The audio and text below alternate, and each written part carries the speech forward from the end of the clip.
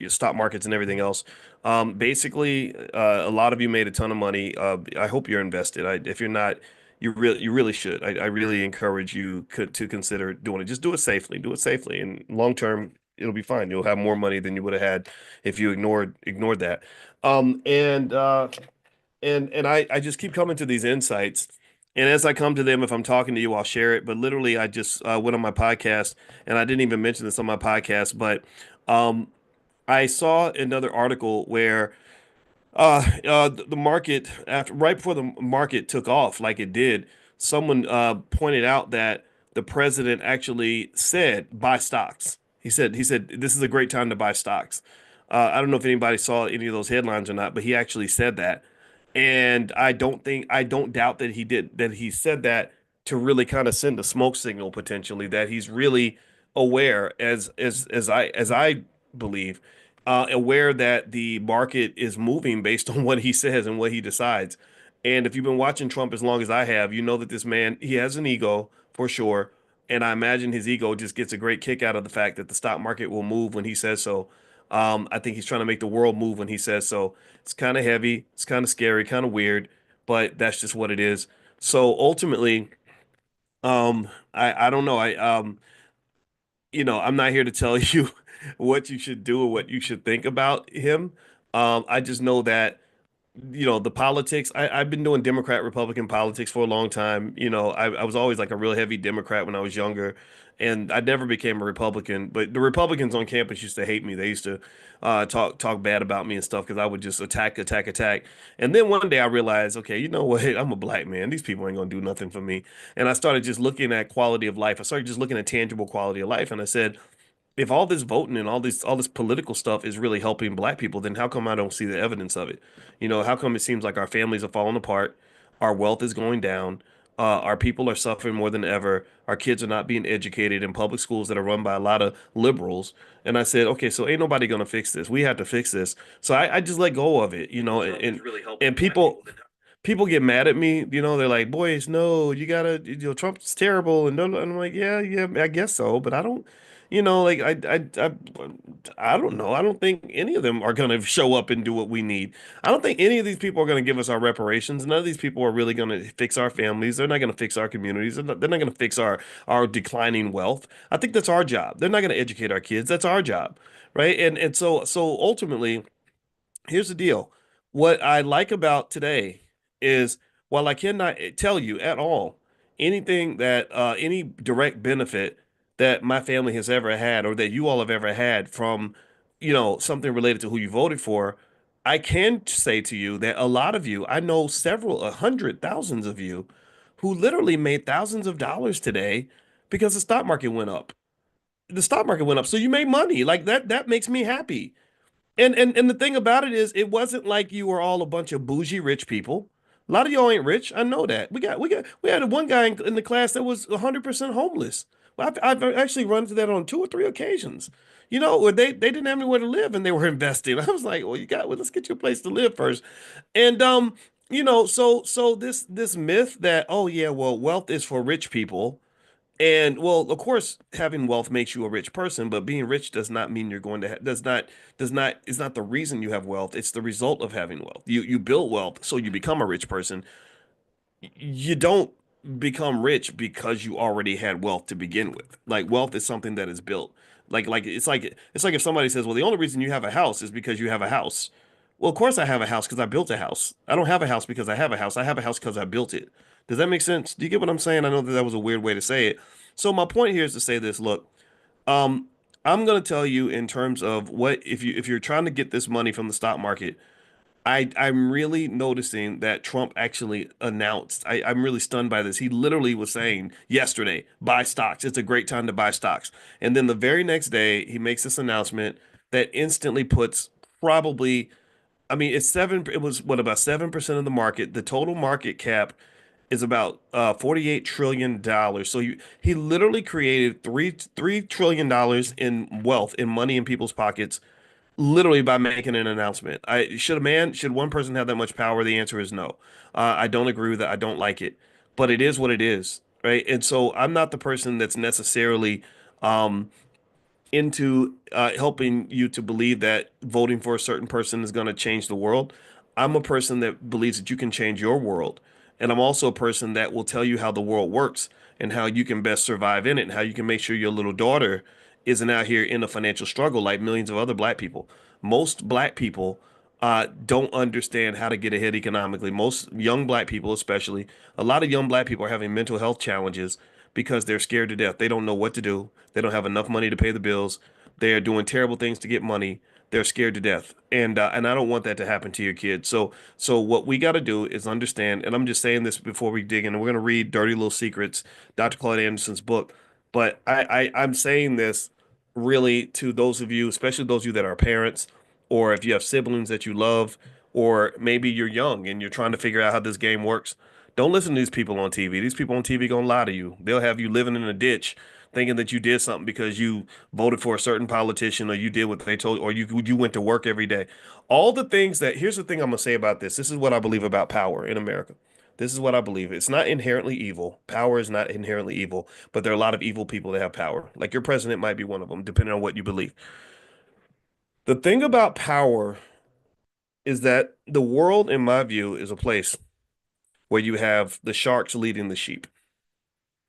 So what the sharks will do, the people that are sitting up here that can see the whole playing field, they're playing chess. We're not even playing checkers. We're literally a pawn being moved around the check on the chessboard or so. We're not playing anything. We're just playing survivalnomics. We're just surviving. What they do is they will give you an instruction manual on what you're supposed to do with your life. They say, pay your bills on time, go to school, make sure your kids go to school, certain schools, and go to work every day, right? So you go to school, you go to work, you pay your bills on time. School prepares you for work.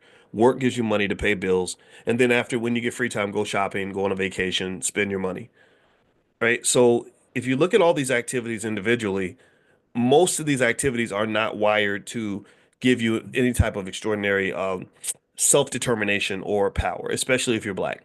Going to school means, for example, in my city of Chicago, going to school every day means going to some failing school where they don't even educate the black kids. That's not unintentional. Why would you pour billions of dollars into something that's clearly failing? And then when someone like me steps up and says, that's not working, put the money somewhere else. I'm a college professor. Give the money to people like, don't even give it to me if you don't want to. I don't want the money, but I want the money in the hands of someone who thinks like me because we know how to educate a black child. I can educate a black child with a nickel better than you can educate a black child with $100,000. So get those children back to us so we can educate them. We get labeled as radical and crazy because we're not doing what we're told. I'm never going to do what I'm told. I do what works. I do what appears to be effective. So with that said, the school system doesn't prepare to empower the kids. They're getting no skill. They're not learning how to read, write, or do math. They don't know anything about finances or credit or investing or wealth. They know nothing about what it takes to become independently wealthy in this country. They don't teach them that at all. Because how can you learn wealth if you can't read, write, or do math? Then on top of that, they're not even learning skill. They're not learning skill. I had a guy come to my house today who is going to help us to do something with one of the rooms and put up a wall in one of the rooms so we can break it into partitions.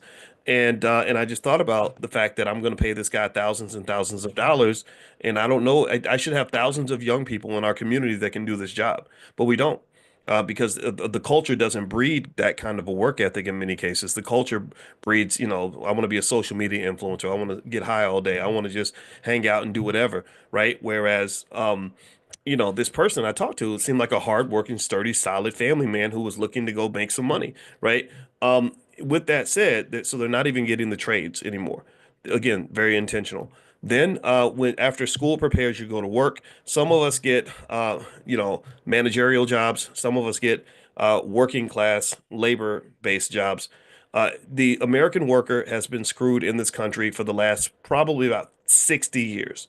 It's last 60 years, America has been a country where people at the top who own the stock, who run the corporations, do everything they can to break up labor unions and make sure that people at the bottom are not able to get ahead financially. That's why you have the divide. You have people that benefit from inflation. That's why inflation's allowed to run a little bit because there are people that make money from inflation.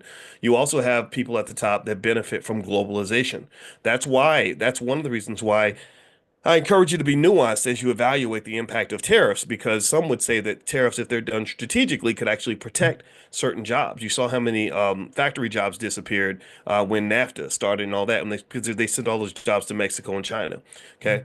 Work does not work is designed to give you enough money so you can eat and pay bills and all this stuff, and just have enough to come back to work, right? So you can eat, pay bills, and go shopping, and then you go back to work so you can make enough money to survive. There was a movie I watched this week called In Time, where literally instead of actually getting money, people would get time. Like time was the currency. So basically, what happens is everybody lived to 25. You would die in a year unless you earn more time. So basically, the way you earned extra time was by you'd go to work and they'd pay you like an hour of time in your life per day, that kind of thing, for every day that you came to work. Or you go get a cup of coffee and they say that'll cost you 5 minutes or whatever, and you would transfer time back and forth to each other. You get in a taxi, they charge you 25 minutes for the taxi ride, stuff like that. And you had inequality. You had wealthy people who had lots of time, tons and tons of time, because they had factories that would manufacture time and take time from the poor. They would steal the poor people's time and give it to the rich people. So you had rich people, that you'd have some rich guy that literally was going to live, that had lived like 1,000 years, because he had so much time, because he was able to extract time from the poor people. Well, how does that connect to America? It connects in a lot of different ways, but one way it does connect for sure is, if you've heard me talk about wealth and investing, and I've explained to you that the number one variable in building wealth is actually time. That time is actually more valuable than money. Time is not money. Time is more valuable than money. Time and money are not on the same plane. Money you can get back, you can get more of it. If you lose it, you can replace it. Time, you can't replace time. You cannot, you'll never be 25 years old again, no matter how long you wait. Believe me, I've been waiting to be 25 again. It hasn't happened yet. So, what happens is that the corporate plantation is dangerous, because it doesn't just steal your money, it also steals your time. You get into this horrible, almost demonic trade, where you're literally trading an infinitely valuable resource, which is time, for these little pieces of worthless pieces of paper called money. You literally, if you add up how much time you spend at that job, how much time you spend working that you could have spent with your kids, you could have spent finding yourself, you could have spent living your best life, you could have spent live with your mama before she died. Like, if you add up all the time you spent at that job, you're talking about thousands of hours. Literally 40 hours a week, 50 weeks a year, that's 2,000 hours a year over a 10-year period. That's 20,000 hours over a 50-year working career. That's 100,000 hours.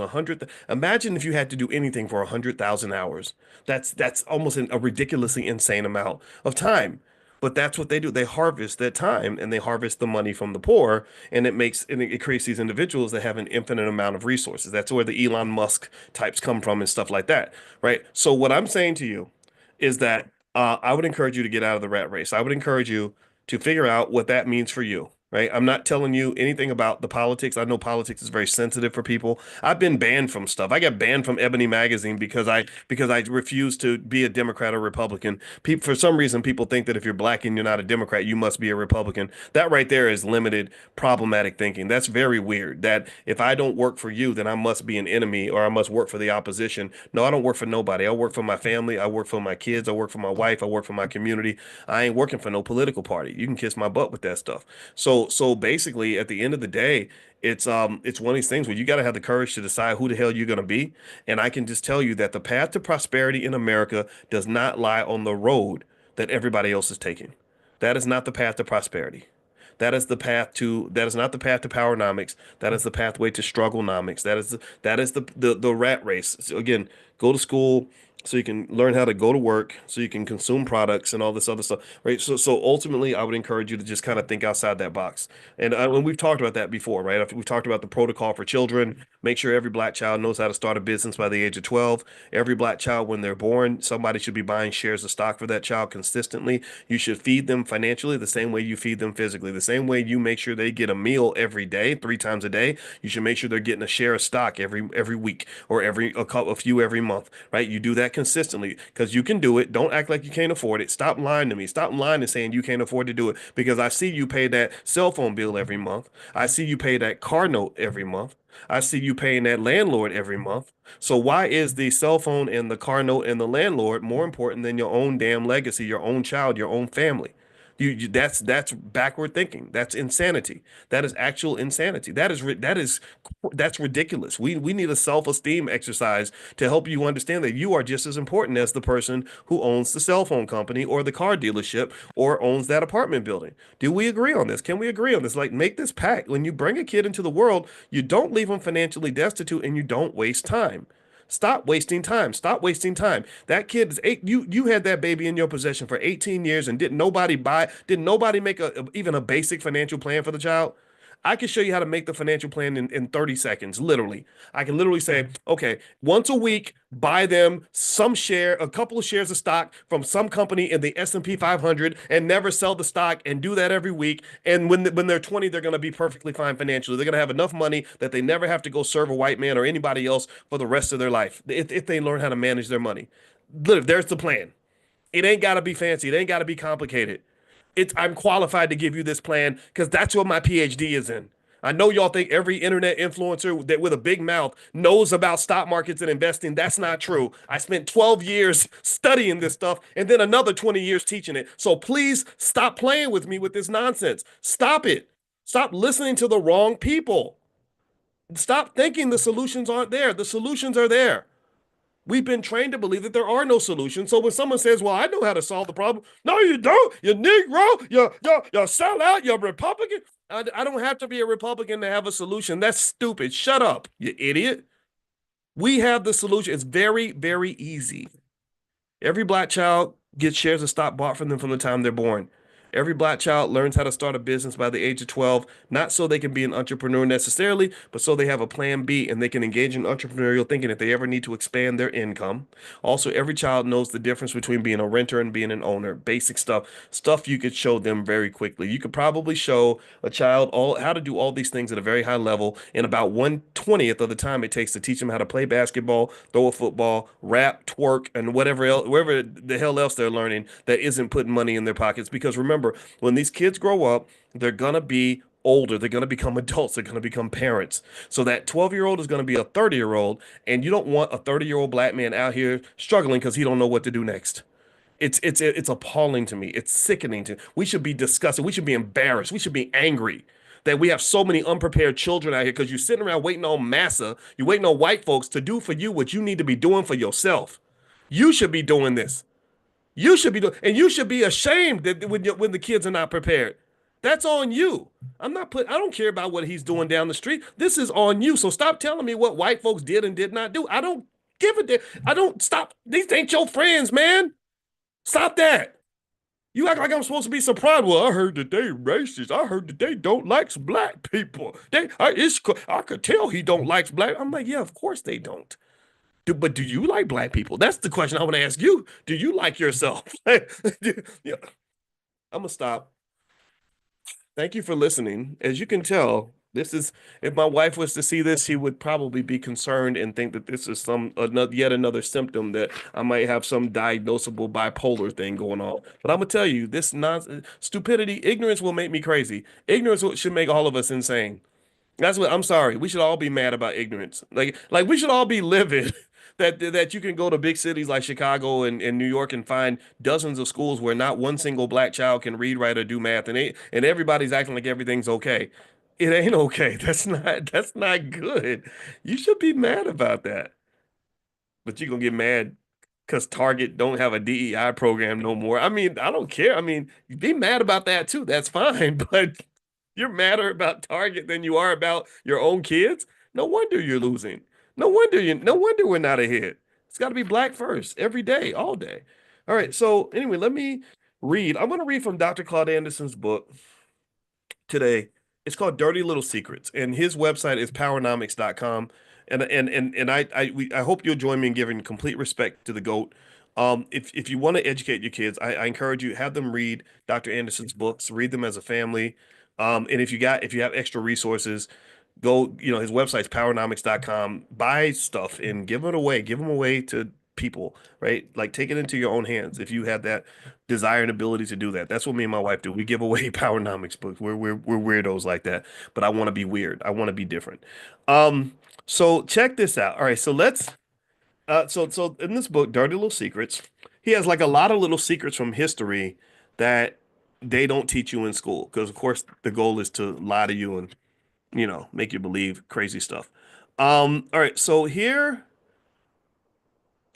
a mini fact. He says on January 1st, 1804, Haiti's new black republic proclaimed itself a free country and abolished slavery. Haiti was the first and to date the only black country to successfully revolt and overthrow a European colonial power.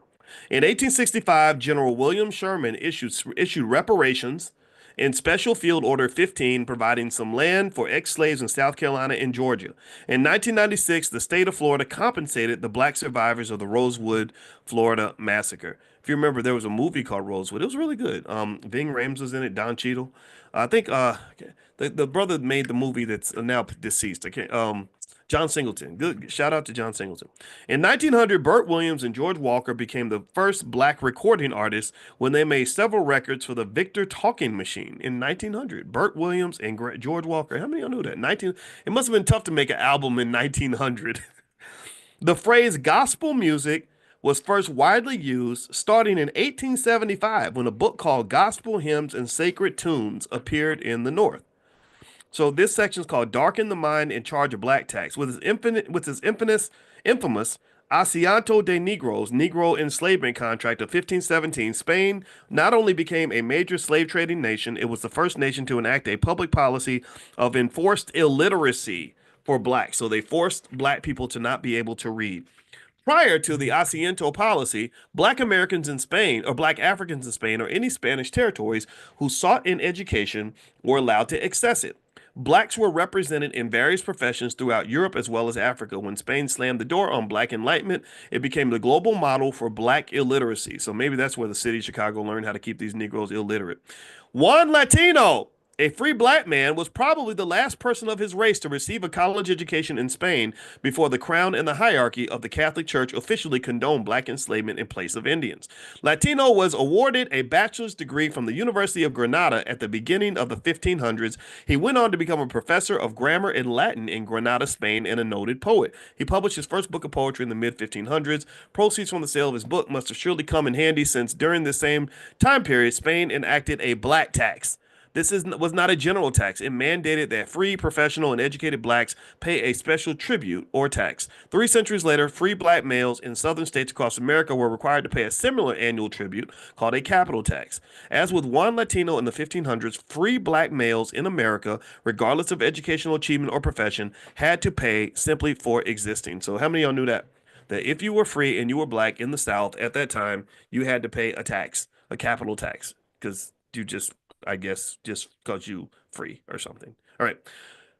Check this out. So then he says the first black person born in America was not a slave. In 1619, an unknown Dutch frigate brought 20 blacks from Africa to Jamestown, Africa, where sailors traded them into indentured servitude in exchange for food, water, and ship supplies. By early 1624, the first black child, William, was born to a black couple, Anthony and Isabella Tucker, in Elizabeth City, Virginia. Shortly after William's birth, the Tuckers took him back to Jamestown to be baptized in the local Church of England. Thus, William, the first African born in an American colony, had the double first honor of also being the first black to be baptized. Okay, interesting. Equally noteworthy is the fact that he was born at a time when neither he nor his parents were considered slaves. After the Tuckers arrived on the Dutch warship, they were traded into indentured servitude for approximately 3 or 4 years. By the time of William's birth, they were out of servitude and intermingling with white immigrants just arriving in the colony. Formal slavery did not start in America for another 40 years after William's birth, but records were not kept on blacks, so it is unclear what happened to William or the parents of the firstborn black in America. Page 3. This is page 3 of Dirty Little Secrets. How many of y'all knew that? Did y'all, any of y'all learn? Give me a yes or no. Anybody learn any of this stuff in school? Or like even half of it? Like, did you learn? How many of y'all, what do you think? Did y'all, we're on page 3. This book is 200 and 25 pages or something, and we're on page three, and I'm already like, wow, I didn't know that. This is why we need black teachers. We need black teachers teaching black children. I'm sorry, white people. Y'all can teach. You can teach your own. You can teach white kids. That you're doing a good job with that. You're not doing a good job with black children. I'm sorry. I don't hate you, but that's what it was. Now, somebody asked, what about the Ten Commandments? You're right. I jumped back and forth a little bit. I just felt like I don't know. Today I was feeling Dr. Claude Anderson. I wanted to jump into that. But if you want to take a look at my book, The Ten Commandments of Black Economic Power, you can go to drboycebooks.com. And actually, you can buy it at a steep discount and you can resell it. We have a lot of hundreds of you are buying the books at a steep discount and using it as a business. It's a great book. It's the number one best-selling book on in the Amazon public finance category. If you go to Amazon, the reviews are about 4.8, 4.9 stars out of 5. I'm really proud of the book. And so if you want to join we call it Black Wealth Ambassadors. These are people that really believe in the mission and want to be a part of it and want to make some money because we want to go into business with you because I know a lot of you are trying to generate extra cash flow. Well, if you agree with these ideas, I personally think, I mean, tell me if you agree. I think everybody should know this. I think that most of what, I mean, sure, I know I'm a weirdo. I know I'm a little nerdy. I'm a little different, but I think that these ideas are simple and that if all of our people really sort of just took on some of this, I think we would absolutely kick complete butt when it comes to dominating economically, closing the wealth gap, and then going beyond, like actually beating everyone else. I think that we can do that. So, long story short, if you want to be a Black Wealth Ambassador, you can actually buy the books and buy our financial flashcards and workbooks for kids at 70% off.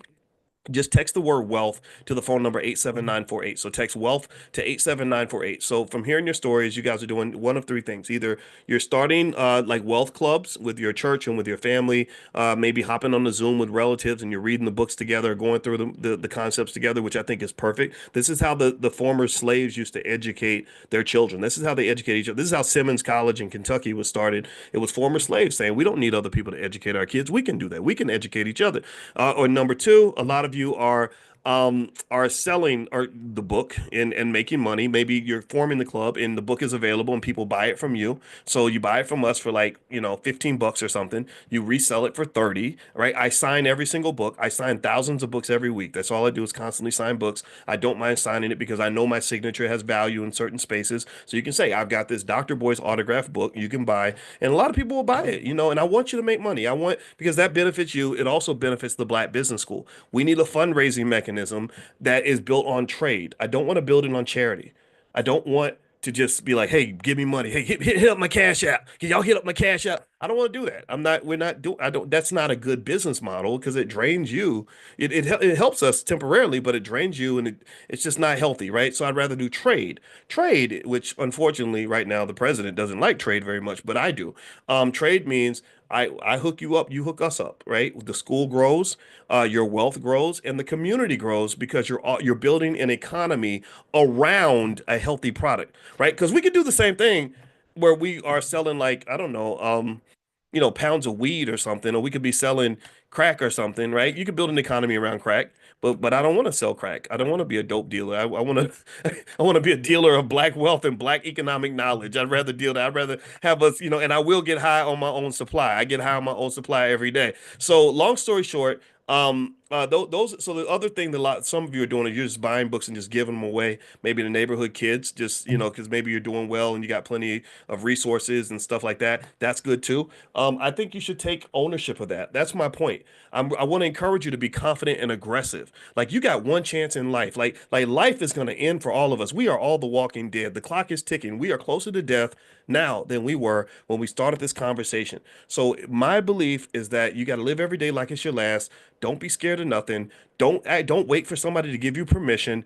Activate, activate, activate, activate. Go. Just go. You're deputized. You can teach. Go. Just go. And that's what I want you to do. And so if you want to know like why I'm saying that is because that's my philosophy. Every day I'm like, just go, boys. Come on, we ain't got time. We ain't got time to have self doubt. We ain't got time to figure out if you're qualified to do this or if you're the right guy or if you said it in the right way. No, just do your freaking best. And I guarantee you that if all of us get together and do our best, can't nobody stop us. I ain't never to this day. I'm gonna get back to the book in a minute. I promise. I've never to this day met a single white man who could slow me down when I was really on 10. When I was really ready, when I really wanted something and was going for something and determined to make something happen, ain't no white man, ain't no black man, ain't no white woman, ain't no ain't no black nobody can stop. My wife will tell my wife, she calls me the juggernaut. She said, "You're like the juggernaut." And I said, "What do you mean?" She said, "Because you just kind of come in and you just sort of push things forward and take." I'm like, "Yeah. Yeah, because that's passion, man." You got to understand that the forces that you're up against are built to weaken and demoralize you. They're built to demoralize you, incarcerate you, keep you scared, confused, wondering what people are gonna think and all. Man, throw that out the window. That's why I talk so much about self-love, because self-love is the cousin of self-esteem, and self-esteem is connected to self-confidence. If you truly love yourself, I mean, love the good and the bad parts of yourself, like really practice loving yourself, then you're gonna know that you're worthy of this. You've got the power, you've got the ability to do it. You don't got to wait for nobody. I don't want to spend 1 second talking about what white folks need to do in order to liberate black people. You are not my captor. I am not your slave. I am not in a prison of your making, sir. So you do not decide if I'm gonna be free. That decision's made by me. It's basically made by whether or not I decide to bust you upside your head and make you give me what I believe that we deserve. And I think we got to go fight for it, not in a violent way. I'm not saying go out and beat nobody up. I'm really talking about like just be you, do your thing, whatever you believe, step forward with that. Okay. All right. So anyway, let me keep reading here. And by the way, if you want to be a Black Wealth ambassador and get the discounts and all that, just text the word wealth to the number 87948 and I'll send a link and you can get our stuff at a discount and do what you want with it. It's working so far, so we're gonna keep doing this. All right, so this is next. The first Thanksgiving question mark. This is page 3 of the book Dirty Little Secrets by Dr. Claude Anderson. So he says Thanksgiving is the holiday on which we thank God for his bounty and blessings. Thanksgiving, with its displays of pumpkins and pilgrims, is one way Americans proclaim their love of country. Yet the true origin of Thanksgiving and its celebration reveal an unsettling combination of myths and facts. First, pilgrims did not introduce the tradition. American Indians had observed autumn harvest celebrations for centuries before the first Europeans arrived on the continent. Hmm. Second, although George Washington set aside days for national Thanksgivings, it was President Abraham Lincoln who proclaimed the day a national holiday back in 1863. Ironically, this was the same year he issued his historic Emancipation Proclamation, which, symbolically at least, freed more than 5 million black people from slavery. Although the first official November Thanksgiving was the first holiday that all black people in America were able to give thanks for being free from the chains of servitude, no public connection was made between the two events. Hmm.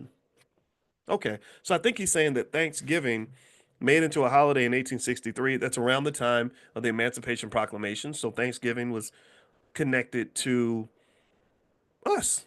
He says, although the first official November Thanksgiving was the first holiday that all black people in America were able to give thanks for being free from the chains of servitude, no public connection was made between the two events. Okay.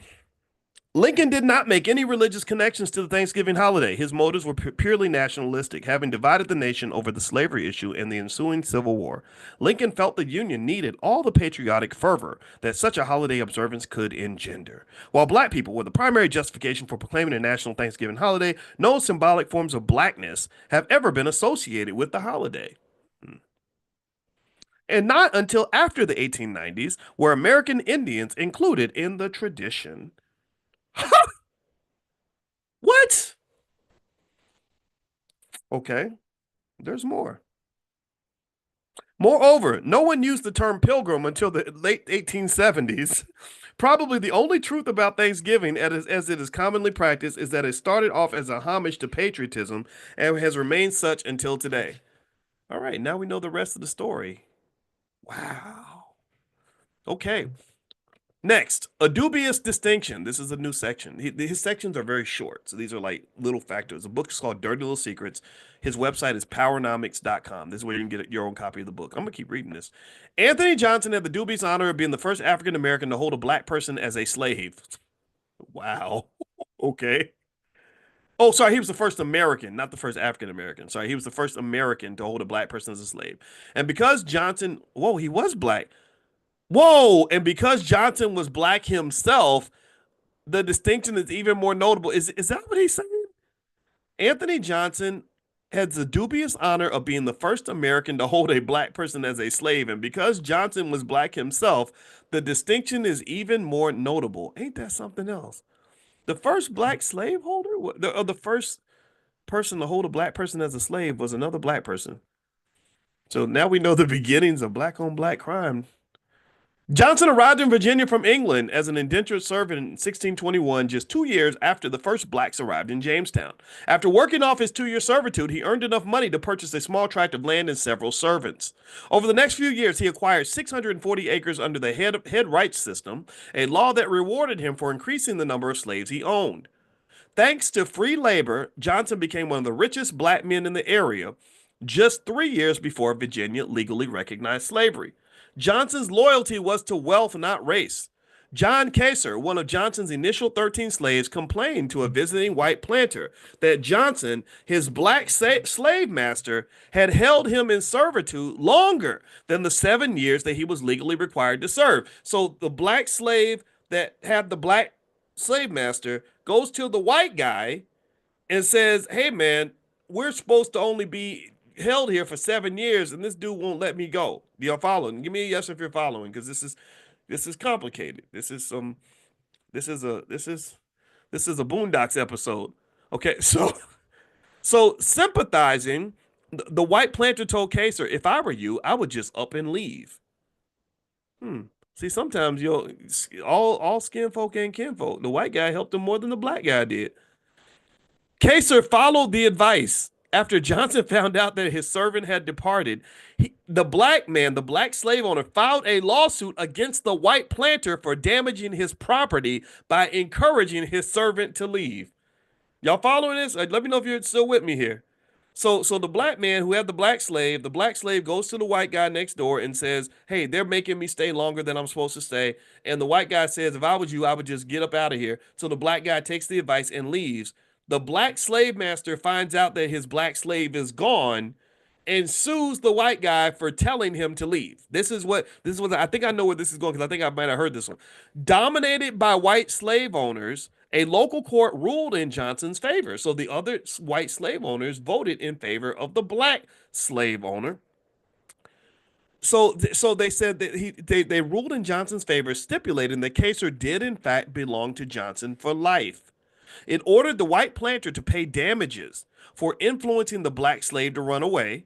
The ruling was a harbinger. Although slavery existed unofficially in the North Carolina colonies, just 20 years later, the colonies, with Virginia playing the lead, officially legalized slavery.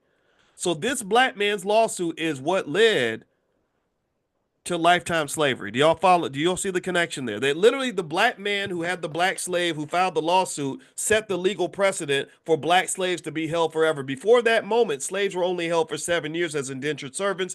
A black man was the one who changed the law and made it so that you were a slave for life.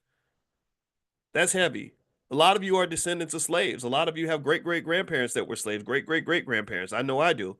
My name Boyce came from a slave master. I never mentioned that, but actually that's where my name came from. My great great great grandfather's name was Boyce, and that name got passed down to me. That's real stuff. That's heavy, right? And so this is it. This again, you don't learn this in school. Um, let's keep going here. The ruling. Let's see. So let me see here. Oh, by 1665, they went a step further. They emulated Anthony Johnson and enacted enslavement laws that authorized whites to own blacks for life or in perpetuity. So what they it sounds like what he's saying here is that they said, well, hey, look, if we're going to let the black guy own the black slaves for life, then of course the white people should be able to do it too. Right, that's what they're basic. That's what this is, the legal precedent. So everybody started doing it, just like a lot of fashion trends and stuff. Black people start doing one thing and everybody copies. I guess this is the similar in a sick way. Nearly 2 centuries later, the black-white emulating cycle was nearly complete. Many conservative blacks had begun to purchase black slaves in hope of moving to the same class level as white slaveholders. On the eve of the Civil War, more than 6,200 black slaveholders, 6,200 black slaveholders were sprinkled throughout the South. Did y'all know that? Oh my God. I'm like, you Jen. Jen's like, damn, damn, damn. Oh Lord. Okay. Still, not all whites like the idea. Within a generation of the Civil War, the states of Delaware, Connecticut, and Kansas reversed the 1643 Anthony Johnson Virginia court decision. The court decision stated, quote, a black person could not hold another black as a slave because it elevated and equated black slaveholders to white slaveholders. So they said, we gonna keep the slaves, but y'all can't have none. So the white guys start having black slaves because they're like, well, if the black guy can have black slaves, then we can too. And then I guess 100 years later, they change the law and they say, well, now we want to have black slaves, but you can't have none. Ain't that's like almost like how white women took over affirmative action, right? It's kind of crazy, right? Or took over Brooklyn. We own Brooklyn now. All right, so this is this is like you got to laugh to keep from crying. Let's keep going. All right. Within a generation of the Civil War, the states of Delaware, Connecticut, and Kansas reversed the 1643 Anthony Johnson Virginia court decision, okay, I mentioned that, to allow a black person to escape his blackness by becoming a slaveholder, not only confused the slavery issue, but defeated the primary purpose of racism, group-based, not individual-based, subordination and exploitation.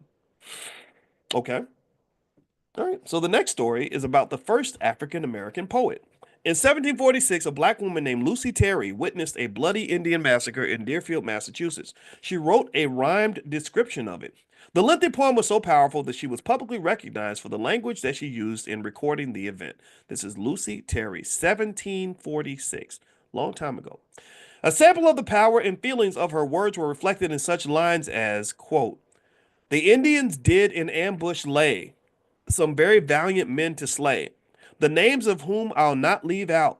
Samuel Allen, like a hero, fought, and though he was so brave and bold, his face no more shall we behold. Eleazer Hawks was killed outright before he had time to fight. Before he did, the Indian see, was shot and killed immediately. Whew. Lucy's written poetry was quite an accomplishment for an uneducated slave. Born in Africa, Lucy Terry was kidnapped and shipped to America as an infant. Wow. She grew up in Deerfield, Massachusetts, with more liberal racial attitudes provided her the opportunity to master English. Despite the fact that the colonies in the early 18th century had penalties of a $100 fine and 39 lashes for anyone caught teaching a black to read or write, through determination and the aid of liberal white educators, Terry earned a special place in Black history. She was the first known African American to write a poem on American soil and thus became the nation's first African American poet. Her name is Lucy Terry. See, don't you think your kids should know about Lucy Terry?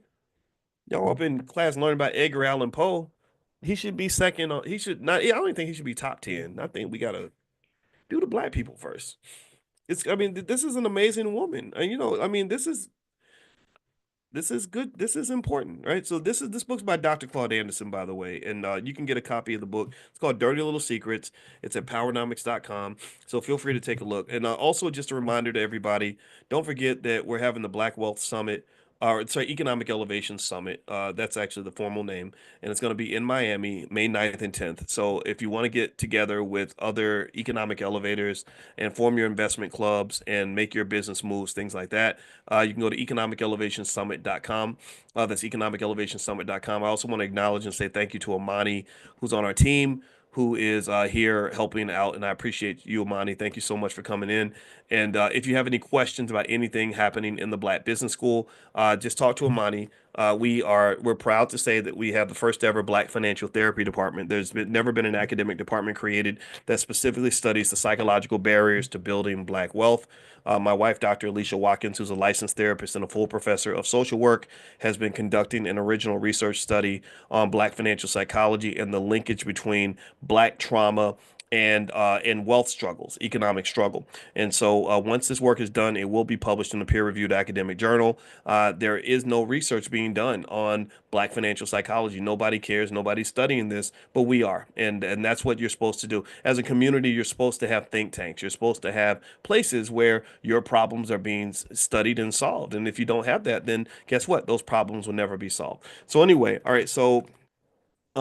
All right, so let me also let you guys know I'm going to keep you guys posted on what's going on with the stock market. It's kind of crazy lately. So if you are interested in stocks and you want to just be updated, you can text the word stock to the phone number 87948. Text the word stock to 87948, and you can take a listen, and maybe there's some money out there for you. I want to see money in your pocket, and I want to see you solve real problems. And also we do a lot of work related to family and children and everything else. So our goal is to be the whole package, right? And I say this for those that are new because not everybody's been here for the same amount of time. So, all right, so let's dig in. Let's keep reading. So we're reading the book Dirty Little Secrets by Dr. Claude Anderson. His website's powernomics.com. That's where you can get a copy. So the next section is slaves parroted elected officials. Hmm. Until the 18th century, free blacks in the South had little more freedom or opportunity than slaves in the North. Slaves in the North. Isn't that interesting? They almost talk about the North like there were no slaves in the North. How fascinating is that? Um, let's see. Free blacks placed great emphasis on social imitation of whites, putting on airs, dressing and emulating white high society because you copy other people because you don't know who you are. Northern slaves, especially those in New England, were now interested in putting on political airs or mimicking the pomp of government. This was true despite the fact that neither slaves nor free blacks could hold elected office until after the close of the 19th century. So they were copying white folks basically, like the boule type people. They want to fit in and all this other stuff. Um, that prohibition did not stop them from enjoying the trappings of power. Throughout the 18th and 19th centuries, slaves in a number of New England cities and towns initiated Negro Election Day, an annual event at which slave communities elected their own governors, judges, sheriffs, and magistrates. Okay, interesting. These quote unquote elected positions gave those who held them more status within the black community. Well, that's not so bad. It's like your own government structure. Okay, I get it. So, okay. But the black leaders did not exercise official political power and could do little to help their people. Occasionally, they were able to unofficially represent the interests of blacks in periods of conflict or controversy. Noting the importance that blacks placed on status and title, whites often ridiculed those who imitated white politics by giving them ridiculous titles such as governor, mayor, or your honor. As mocking as these titles were, in most instances they stuck and were accepted as their personal names. Interesting. Very interesting. Isn't this funny? I was live on TikTok, and because I was talking about Black history and racism, they literally took away my they literally blocked my ability to go live on TikTok anymore. Isn't that funny? Ain't that great? Isn't that interesting? I'd be curious. Like, have I said anything today that is, that's like prohibited language? I mean, think about it. You got rappers out here, on Instagram talking about who they gonna shoot and how much they hate black people and that what kind of weed they smoke, what kind of drugs they taking. And here I am actually reading a book, and literally I just got blocked from going live on TikTok. Ain't that funny? Ain't that interesting? But I'm used to it by now. A dangerous black man is not a thug. A dangerous black man is one that has education and courage. That's what I learned. They like the thug. They like the thug stuff because all they do is they put a thug in prison for 100 years, and then you disappear, and your whole generational they genocide your whole family. They kill your whole bloodline. I think that the intelligent black men are the biggest threats, and those who are not scared and able to form some degree of independence are probably the ones that are that would be seen as the most dangerous. All right, so anyway, let's see here. So check this out. So let's read about ministers. This is the last section that we will read. This is about your black pastor and what's and I have a lot of pastors I respect, so I want to be really clear that I do not condemn the entire black church. I just spoke at St. Stephen's Church in Louisville, Kentucky. Pastor Kevin Cosby is one of my favorite people, and there are lots of other pastors that really get it in terms of the economic piece. So, and they actually bought an HBCU called Simmons College. Their church did, and they own lots of land and property, and they're hiring people, and it's just great to watch. So they've embraced these ideas, and I'm actually going to go back to that church at some point very soon. All right, so check this out. So it says first ministers were licensed to control. The American War for Independence gave blacks, both free and enslaved, cause to express their interest in religious freedom. But fearing blacks would use the Bible to seek freedom, education, or black unity, whites applied strict limits to black religious services. They said, we don't want you using the Bible to liberate yourself. We want you to use the Bible to make sure that you keep the system together, right? And this is the danger of letting other people educate you, right? Um, and so um, and so this is important to understand. This is why, when they would talk about the Bible and they would say, don't, you don't have to read it yourself. We don't want you to read it. We'll interpret that for you. I think that a lot of that still happens now. I think even now, I remember even during the pandemic um, when I would hear a media report, um, when I would hear a media report about what somebody said, sometimes I would say, well, let me go see what they actually said. And I was really shocked by how often the interpretation of what they said was different from what they actually said. And I became exposed to that for the first time when actually by Fox News when I was like Fox didn't like me back when I was at Syracuse. And I guess I upset Bill O'Reilly. And one thing I noticed was just how committed the networks are to propaganda, because what they did was they basically created the headline and created the narrative. They said there's this professor at Syracuse who's very racist and he doesn't like white people. And they didn't ask me, they didn't say, well, why don't you like white people? And I would say, well, because I don't dislike white people. And what are you talking about? Right. So because I could explain myself. So the goal is to not let me explain myself. So they just had video of me.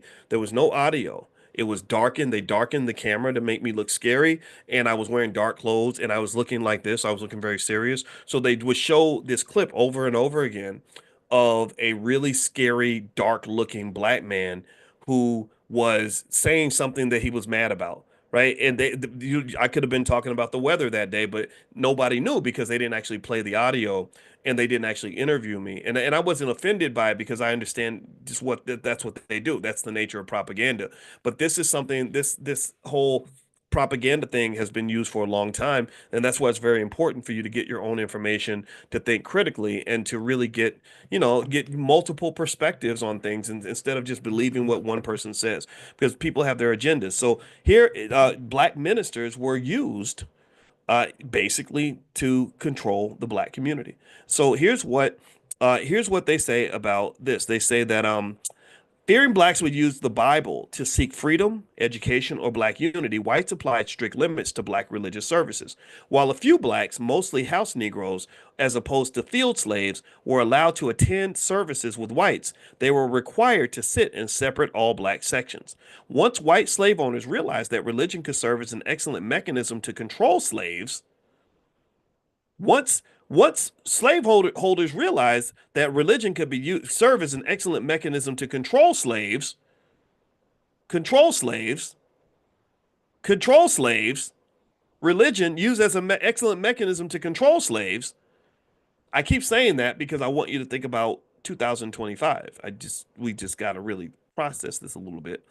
Once they realized that religion could serve as an excellent mechanism to control slaves, they allowed field blacks to attend services as long as they were accompanied by a white overseer. Because owners did not want black field hands in their own churches, they built modest chapels for them on their plantations. By the latter part of the 18th century, whites in many slave states decided to allow blacks to build their own churches and conduct their own religious services. This change of heart may have been motivated in part by a sincere desire to encourage the Christianizing of blacks, but the relentless push for increased control was never far from the surface. In response to independent services conducted by and for blacks, a national policy. So this is a system, this is strategy, this is big picture strategy. This is why when you're talking about things like wealth, you got to think in terms of systems. That's how you get power. You get power with systems, not with individuals.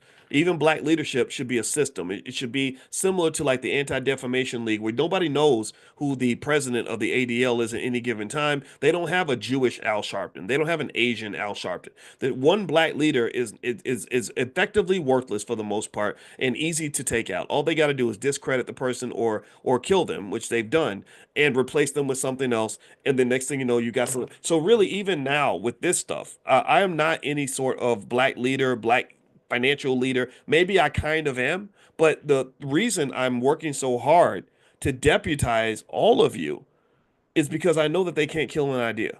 They can kill a person. You can discredit a person. They can eliminate me tomorrow. The universe might eliminate me tomorrow. But because we've been so consistent, I know that they won't kill this idea. And the reason they can't kill this idea is because you didn't buy into this idea just because I said it. You bought into this idea because this is something that we agree on. We agree that we want our families back. Yes or no? Do we all agree on this? You don't need me to tell you that that you're better off when your family's intact or that the black family needs repair, right? Do we agree that we want our people to be mentally and physically healthier? Yes or no? Like, give me a guess. Like, that's not you don't that you believing that has nothing to do with me saying it, right? If I say, go smoke crack or something, you're not gonna go do that just because I said it. Don't do that. Crack is black. Crack is bad, right? But if I say we want our families, we want to be mentally and physically healthy, like not eating the bad food that's giving us cancer, not dealing with all the stress, anxiety, and trauma and generational curses that we're passing from one generation to the next, therapists can heal this. Therapists can help you with these things. We have to embrace these things, right? Uh, Again, these are ideas you believe. This is not me. This is you. You have this. You have the power, right? And then when we talk about economics and do you want to be financially secure and have cash flow? Like, I think most of you would say yes. And you didn't have to meet Boyce Watkins to know that money matters in your life, that your economics is important, that you want. So I can be a support mechanism to this, right? So maybe I am a little bit like the pastor at the church, but the pastor is not the guide. The pastor is also not the only pathway to God. I am not Boyce Jesus Christ. I am just a dude who has a message and I'm sharing it because I want to instill as much in you before the day I die. Because our clock is ticking, right? And what happens then is that things get to really flourish and live. They get to survive beyond the life of any one man or any one woman. Remember when they killed Malcolm and Martin, they just literally came right in there with the crack cocaine and the mass incarceration and the crazy gangster rap hip hop and just said, okay, we're going to replace all of that with something new. And I think that's unfortunate. I think we have to internalize the ideas that we believe, and we have to also consider this idea that black leadership should be, what's the word, democratized or decentralized. We should have decentralized black leadership, just like Bitcoin. Bitcoin is a strong currency because it doesn't go through a central entity. They can't kill Bitcoin. They tried. They can't because the central banks don't control it. Right? So there should not be central banks of black leadership that decide what all black people are going to do. No, you decide what you're going to do. That's your house. Those are your kids. You make that decision. Maybe I can be an advisor. I appreciate the honor of being able to be one of your advisors, but the decision has to be yours. You have to decide that this is important for you. And that's how you keep things going because they can't kill us all. Maybe they tried and maybe they one day will figure it out. But so far, they haven't figured it out. All right, so let's keep going. Let's keep reading here. So we're talking about the pastors, the bootleg pastors that ruin the community by controlling us. But every pastor doesn't fit the description. But if you fit the description, you know who you are. All right, so they said the change of heart in terms of allowing black people to have their own churches may have been motivated in part by a sincere desire to encourage the Christianizing of blacks, but the relentless push for increased control was never far from the surface. In response to independent services conducted by and for blacks, a national policy evolved requiring whites to select and license all black preachers. They had to get a license. Dominant white society controlled black religion, its ministers, and churches. Catechisms for religious instruction for slaves commonly bore such passages as question, who gave you a master and a mistress? Answer, God gave them to me. Question, who says that you must obey them? Answer, God says that I must. I must obey my master. A black congregation had the potential of being a source of unrest, so slave owners allowed only the most pliable, compromising, and controllable blacks to become licensed as the ministerial head of black congregations. The licensed black ministers were expected to encourage their fellow blacks to be meek, obedient, and accepting of whites as masters. In this arrangement, blacks were to remain loyal to whites, and worldly gratification was postponed until after death. Pie in the sky. Ain't no pie in the sky. You better take your black ass to Denny's. There's pie. They got pie at Denny's. They got apple pie. Don't eat too much and make you fat. With that pie in the sky stuff, man, you better go to the store with that. The licensed black preachers were supposed to defer to secular authorities on political matters and avoid comments on the injustices that blacks suffered. Since blacks could not develop businesses nor enter the professional ranks, the ministry became a business as well as a job. That's why you got all these pastors making all this money, like their whole careers. Like, I've been preaching since I was 5. I get it that you were called to preach, and I'm not belittling that at all. But come on, man. Really? Come on. Get out of here. All right, so anyway, let's keep going. No disrespect, though. Again, if you're a pastor and you're doing your job properly, I applaud you. I encourage you also to bring an economic message to your church.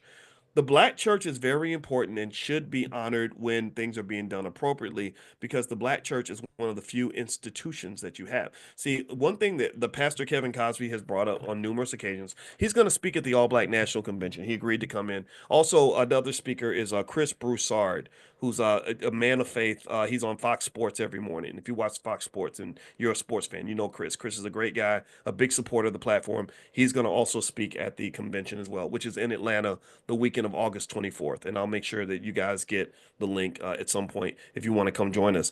But one thing that Pastor Cosby talks about is the loss of many, many black institutions, particularly through integration. After integration, you lost institutions that kept the community solid before integration. The major institutions. There are multiple, but a few that he mentioned are the family.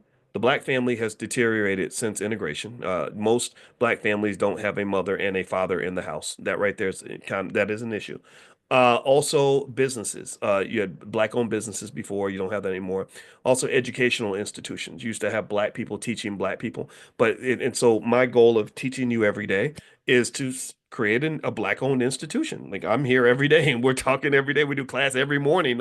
So this is a black institution, right? You don't need a building and billions of dollars. You just need somebody that gives a damn and a few books and people that are willing to share knowledge with each other. My doctor is just as good as that white man that's charging you $100,000 a year. So stop that nonsense. That's crazy. We don't need other people to educate ourselves.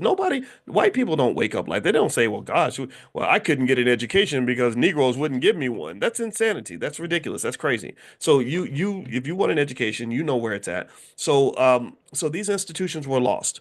And when our institutions get lost, that creates like this chaos, almost like a football team that loses its game plan. And then the wide receiver doesn't know he's supposed to be the wide receiver. He doesn't know he's supposed to be the wide receiver or the quarterback. The quarterback doesn't know if he's supposed to be a lineman. The lineman thinks he's supposed to be the water boy, and everybody's just running around and scrambling. A team like that has no structure and no game plan is not going to win and score touchdowns. So the black church is an institution that, when it's used properly, when it really does its job, can be a very powerful institution. The black church is actually a natural economy. Whenever you bring together people, you're creating wealth.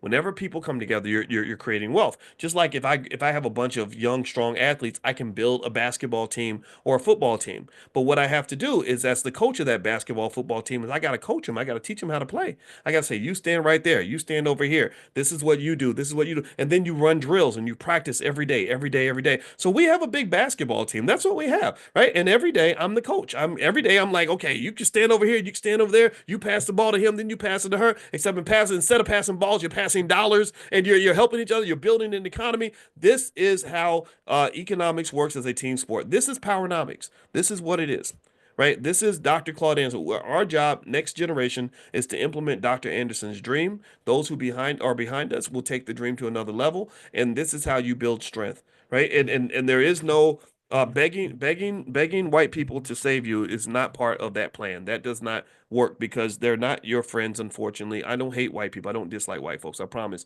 But they're competitors. They want to take care of their family just like you want to take care of yours. They want to maximize their wealth just like you want to maximize yours. They want to win just like you want to win. And I'm not even mad at them for it. I don't sit around angry at them for it. I'd say, well, of course you want to win because that's what human beings kind of want to do because I want to win. So let's just win. That's it. All right. So let me finish reading this and then we're gonna finish up for tonight. All right. So it says here that a black congregation had the potential of being a source of unrest. Okay, I mentioned that. So they always licensed the meek men and women, mostly men, to be pastors. So they also said the licensed black preachers were supposed to defer secular authorities on political matters and avoid comments on injustices that blacks suffered. Black ministers began cropping up across the nation. Unlike in white communities, they became instant leaders, and they still are. I mean, now political parties, they love to go talk to the pastor. This is a tradition. Popularity, respect, and income security came from the position. There were no educational requirements, only a social obligation to support the status quo between the races. It was not difficult to find blacks in every community and plantation willing to accept the prescribed leadership role for a preacher. In 1783, for instance, Jesse Peters became one of the first blacks to receive a preaching license. He was appointed to lead America's first Negro Baptist church located in Silver Bluff, South Carolina.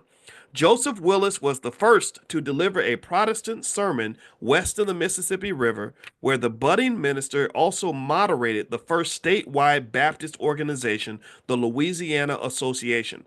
Black churches are now the oldest black business in America and one of the few to survive integration. Whew,